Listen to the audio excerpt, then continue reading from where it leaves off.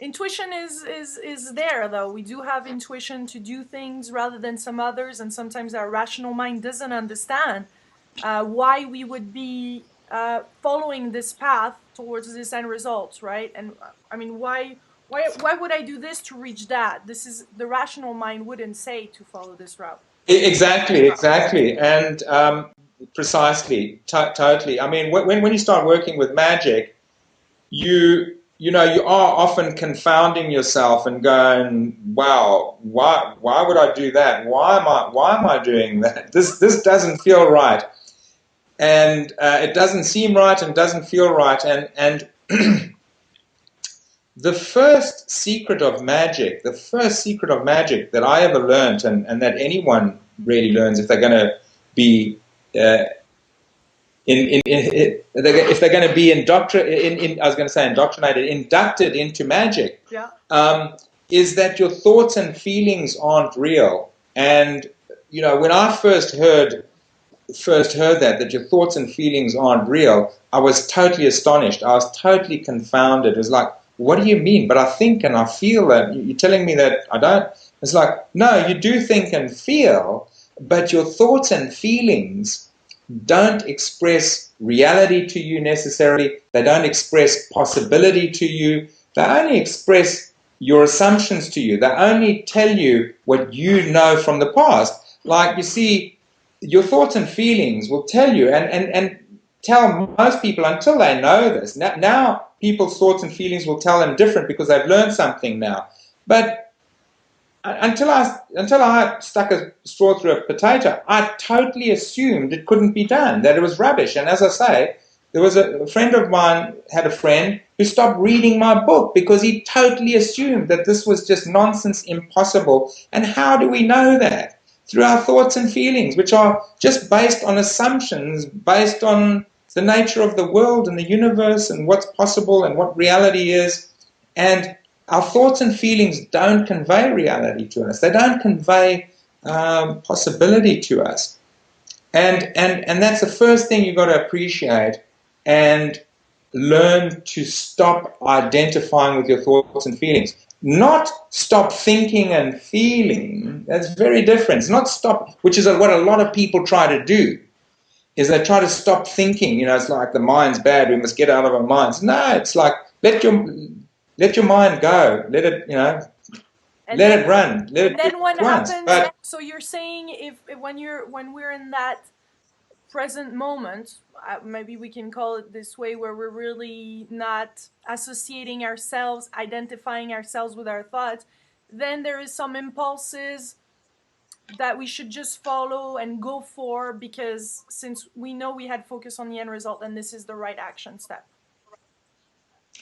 it's a combination, Lilu, of not identifying with your thoughts and feelings, having the wisdom and the discipline to tell yourself this isn't happening. It's not like, well, I've just got a bill and I haven't got the money in the bank to pay that. That's an illusion. That's not a reality. I don't mean that. The reality might be that you have a bill that you can't pay right now. That actually might be a reality. But everything you tell yourself about that and you think and feel about that isn't a reality. It's just your beliefs coming to bear, right, and presenting themselves to you through thoughts and feelings.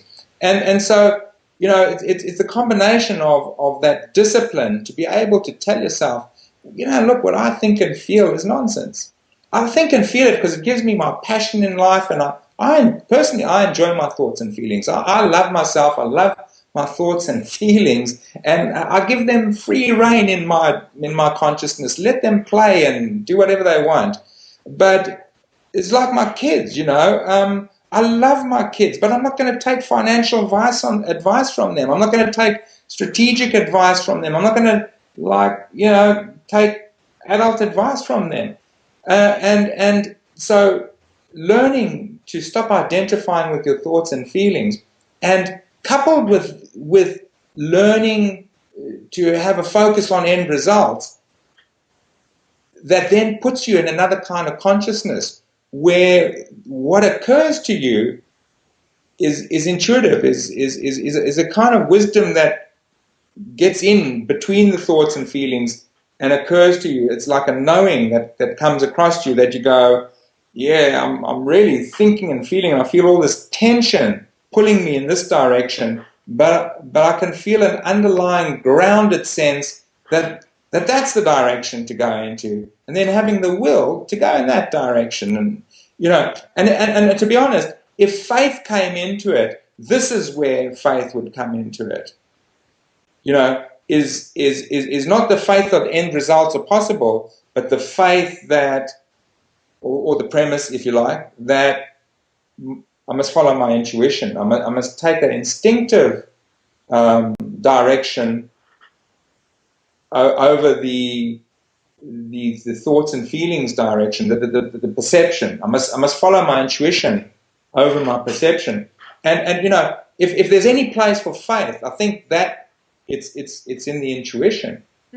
Well, that's it. You make it very clear and it's very, very interesting. May I ask you who embodies those qualities here around you? People that we all know, wherever we are worldwide. Is there people that you think are true magicians in life? In a That public that that you that that figure? you, that you or your viewership would know, or just No, people in. whether it's writers, whether it's speakers, whether it's singers, whether it's actors, whether it's public figures or not. Anyone out there who's creating is a magician. People that are creators are magicians, because if you're a creator, you're naturally getting in touch with magic. And people that that are writing, that are making music, that are creating sculptures, especially, might not appreciate that they're magicians and that are using magicians, because they don't stop and analyze themselves and what they're doing and what they're creating.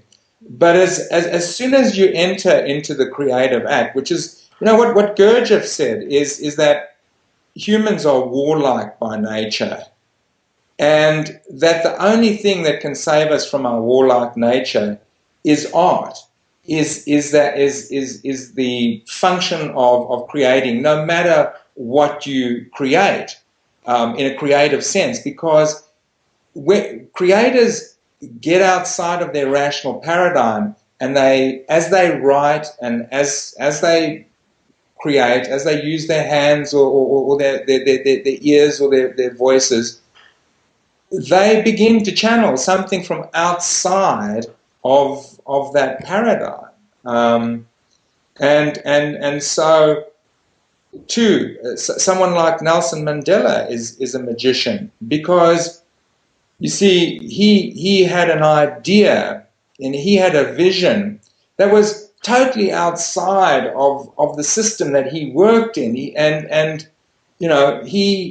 He went outside of that. He stepped out of that. He stepped out of that. He stepped out of his survival orientation. He stepped out of just doing what he could to fit in, to survive.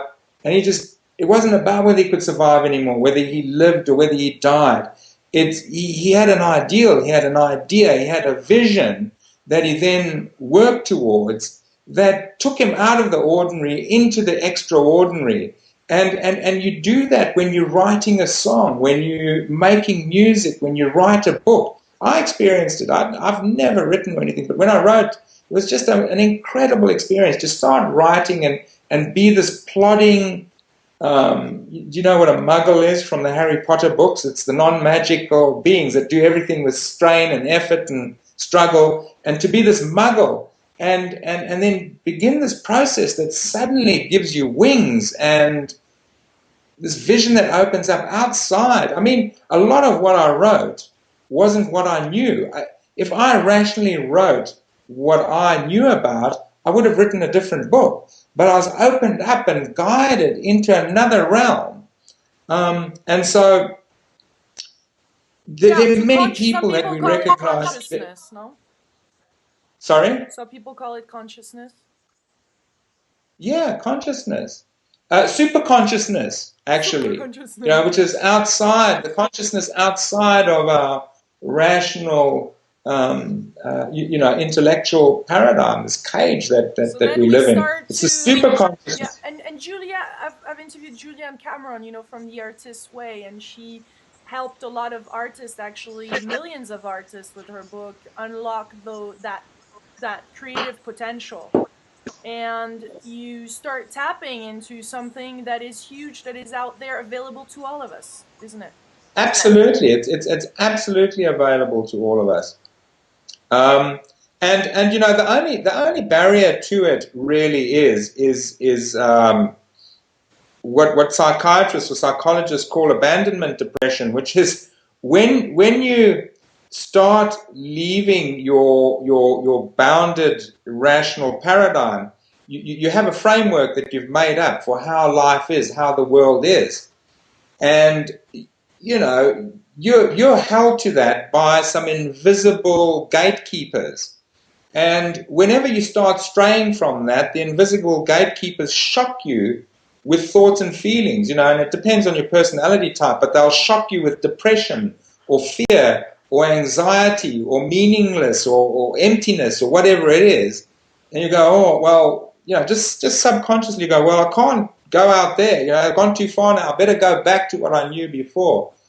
And so if thoughts and feelings are your standard of measurement in life, and you measure yourself by how you go and by how you feel, then you will never be able to um, go beyond those boundaries. And that's it's not an official secret of magic, but I'll tell you that's a secret. Is that you got to be you got to appreciate that thoughts and feelings aren't real, and you got to be prepared to take on a standard of measurement that is outside of your thoughts and feelings for how you're going. Otherwise, you'll always be kept in. And because I see a lot of people start projects and start going out there into this creative realm.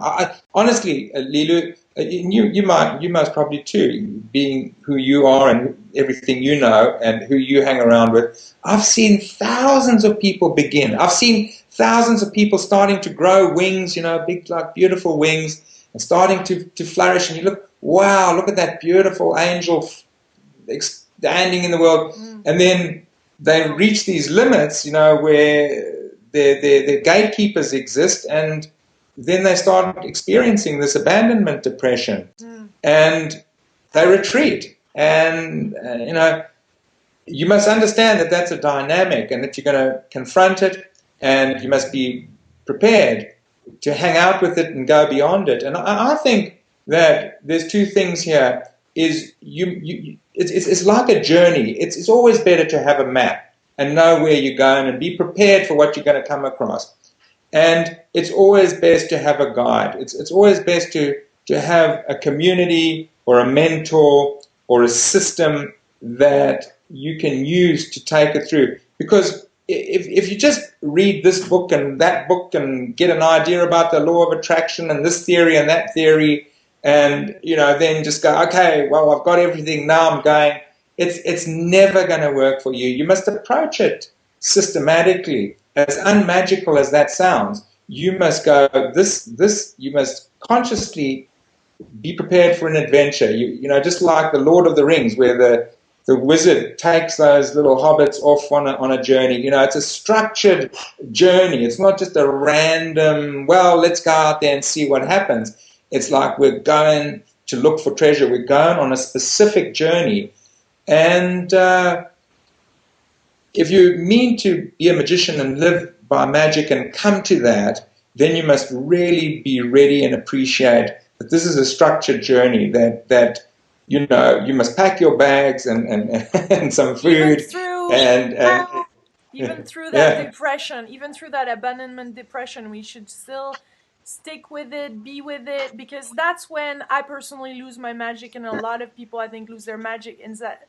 And we go back to those self doubts and to this voice that is very loud all of a sudden, especially when we get close to that dream, especially when we get close yeah, to it.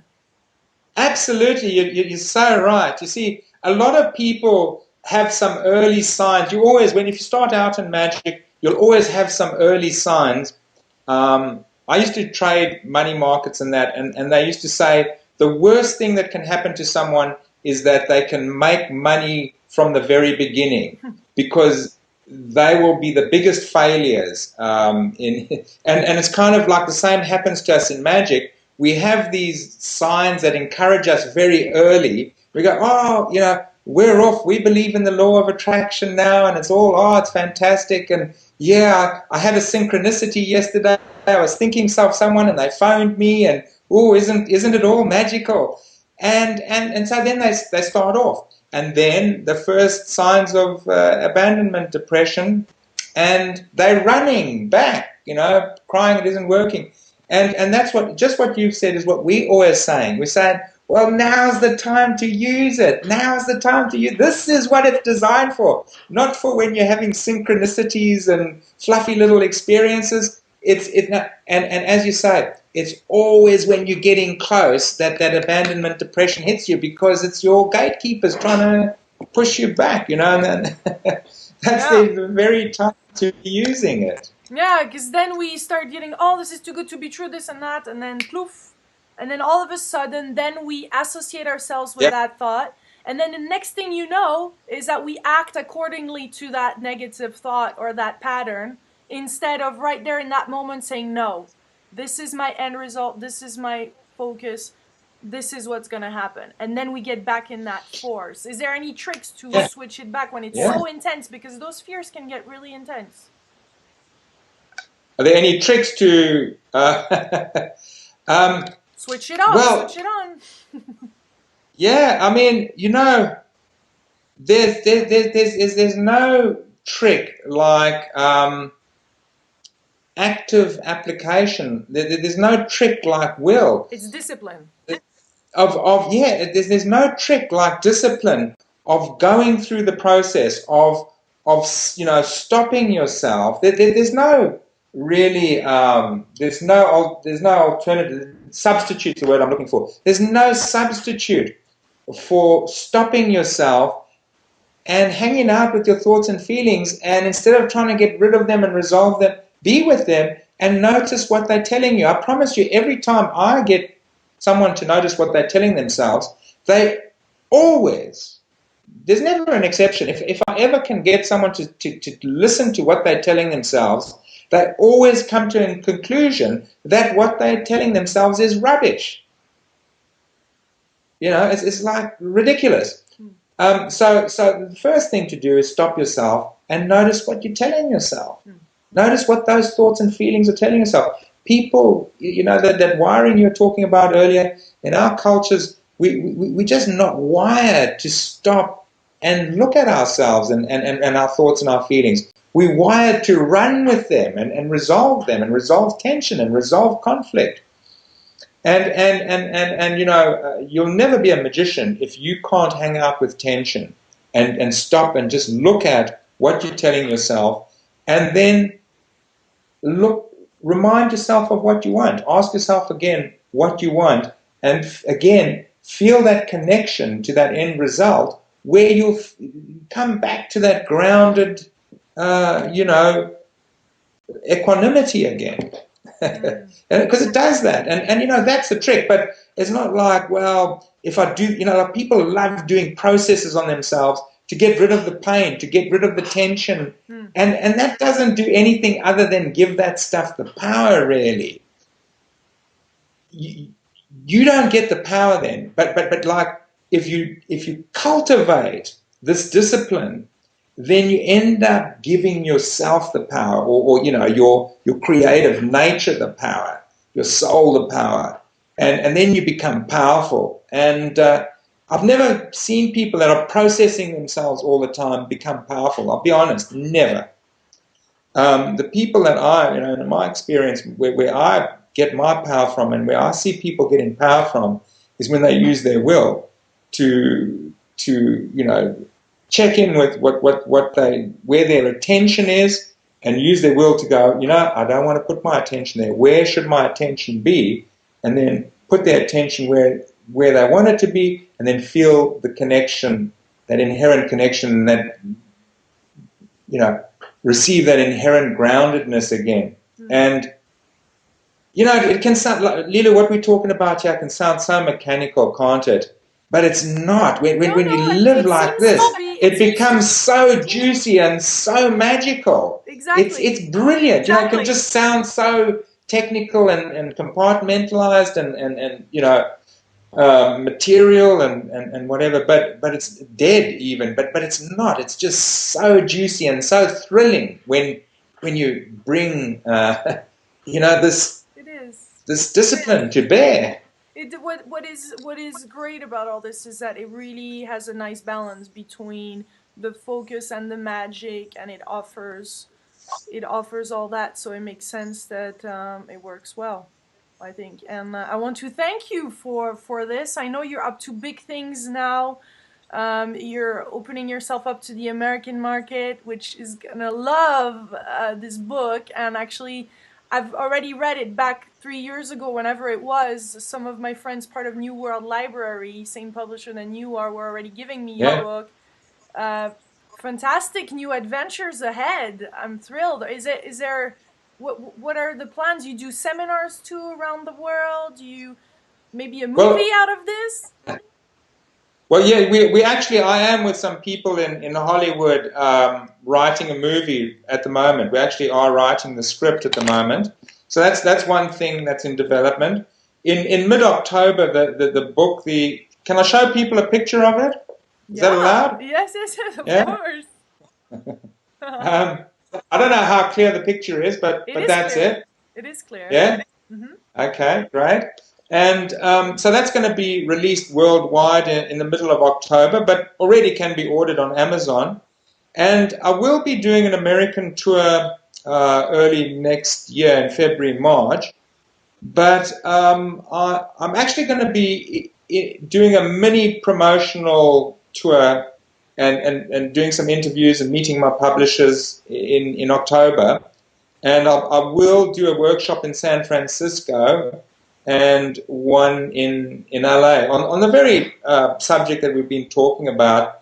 And people can check that out if your viewers, any of your viewers out there, would love to, really have a magical experience. Check out www.newvisionworkshops.com, Okay. newvisionworkshops.com, and that has all the information about the most Cool. imminent work I'm doing.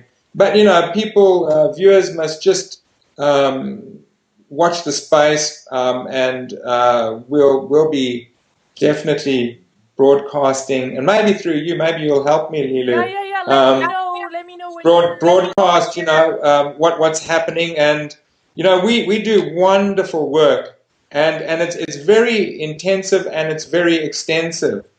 It's not just like, well, you come and do a weekend and you know what it is, and you do another weekend and you're an accredited trainer. We have year-long trainings and we have week-long trainings, where where I teach intuition and magic at great, masterful, practical, brilliantly inspiring depths. And it's fun And too. hopefully we'll do some, we'll be practicing magic together. Yeah, yeah, yeah. I can see that. Definitely keep us informed of your seminar dates and everything. And look at this. The Ta-da! advanced, congratulations. The advanced the Wow. advanced work, in the advanced workshop, you take a potato and learn how to turn it into gold. That's very The advanced. alchemist. So we become alchemists in life. Yeah, yeah. Um, so Really someone cool. has said to me, but it's all very good sticking straws through a potato, but can you turn that into gold? And I said, maybe not, but I can turn your heart into gold.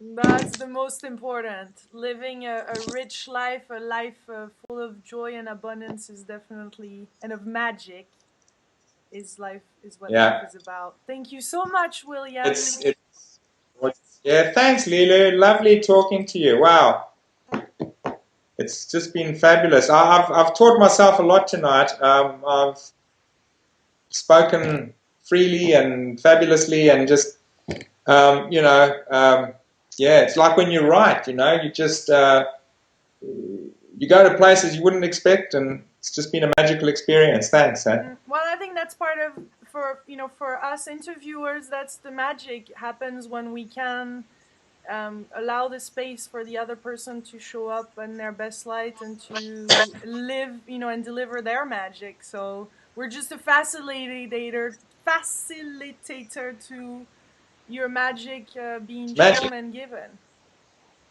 Well, you are, but you know, I mean, not every interviewer is. It's like anything in life. There's some people that do it magically, and others who sadly don't. You know, but well, it was very magical. Thanks so much. Eh? Thank you. That's a very precious compliment to my heart. Thank you.